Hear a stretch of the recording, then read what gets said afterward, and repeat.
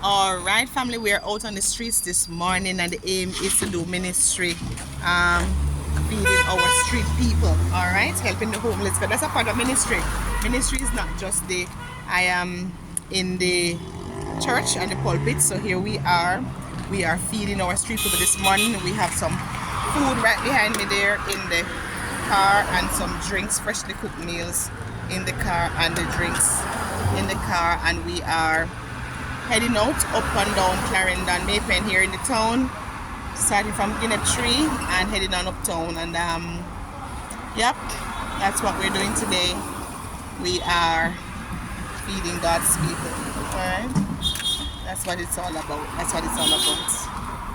See you later. See you later. See you later. Alright, and so ends today's ministry in feeding of the homeless and the street people. You know, ministry is more than just being around the pulpit. Well, I do enjoy being a pastor. I do enjoy it a lot, because you get to be in, maybe I should take off my glasses, you get to be in person's lives in a good way, help them in more ways than one. And so we're excited as pastors that God would have gifted us this opportunity to be someone's help, even at a time where they can't help themselves. So it's a joy to be able to help persons through their grieving process, their broken hearts, their happy times, their sad times.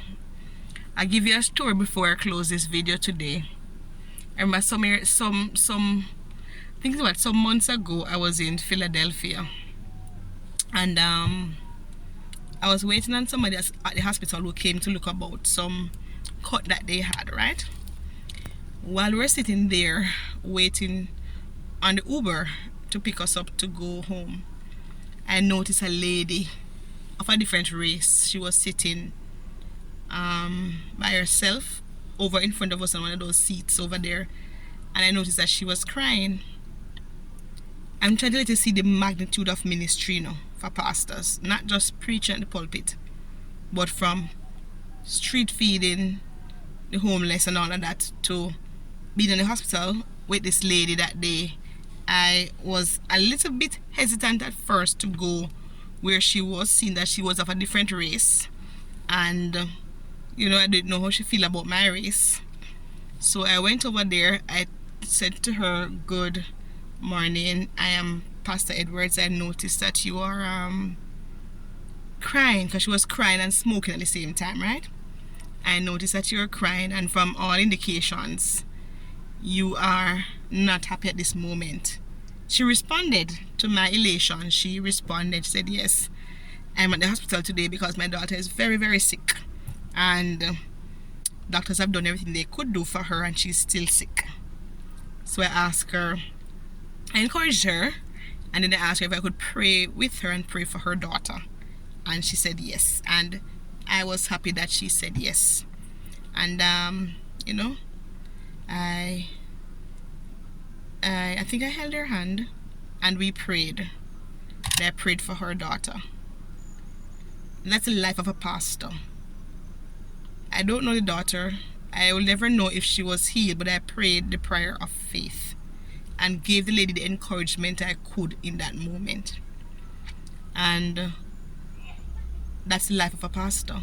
We are always on duty, whether we are in our clerical color, in the pulpit, or just on the street going to work, for those of us who work otherwise from church, or we are going to the market, supermarket, or wherever we go, to the barber shop or to the hairdressing salon, always ready and on duty.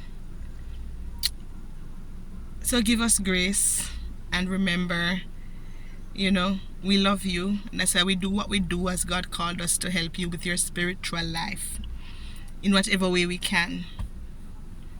Again, I enjoy being a pastor too, because we get to see people at different stages of their lives. Sometimes you see persons at their birth stage, so we get to christen persons We get to marry persons and we get to bury persons, and sometimes you get to see the whole life of that person's cycle, of that person, that whole life cycle, and we get to do that, which is so the birth, christening. Everybody like a cute little new baby. We get to be there in the weddings, you know, to see that happy moment when you find the husband or the wife, and we get the sad moment where we have to bury you. But sad that we're not going to see again on the earth, but happy, especially if the person have given their hearts to Christ.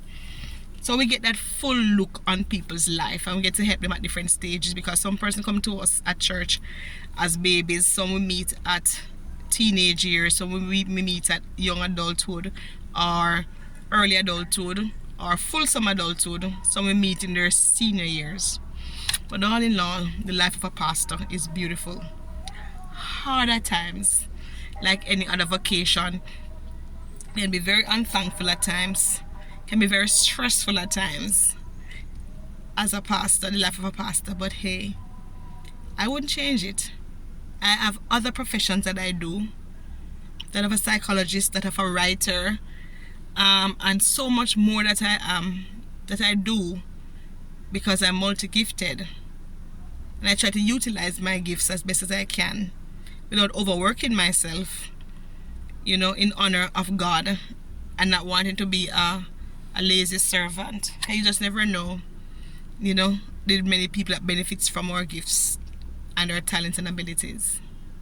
But as I always say, my favorite one is being a pastor. And being a pastor doesn't mean that we always have to have a church. Because for me, whether I have a church to pastor in terms of a group of people responsible for, or just a pastor without a church but still is make myself available to the general populace with my skill sets, with my spiritual wisdom, knowledge and understanding, it's still fine and fun for me. And so to all the pastors out there, I want to salute you. I love you and appreciate you too. Colleagues, we're in this together.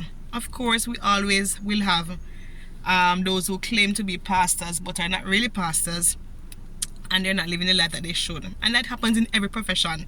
Doctors, lawyers, teachers, counselors, politicians, you name it. In every profession, there are those that are loyal and really mean good in that profession, while there are those who no, they're just in it for the title or in it for the money. Whichever way it is, you know, just remember, there's falsehood and there's truth in every profession. Seek the truth and work with the truth, and don't just discard pastors and say they're no good. There are good pastors out there. There are those who are not, who are wolf in sheep clothing. Ask God to help you to meet good pastors, to work with good pastors. And I hope today or tomorrow that you find yourself in a church and worship the Lord in spirit and in truth. Bless you. Love you. See you when I see you. Remember to like, subscribe, and share, because on this channel we do life together. Alright? On this channel we do life together. Take care until when next I see you. Mwah, mwah, mwah.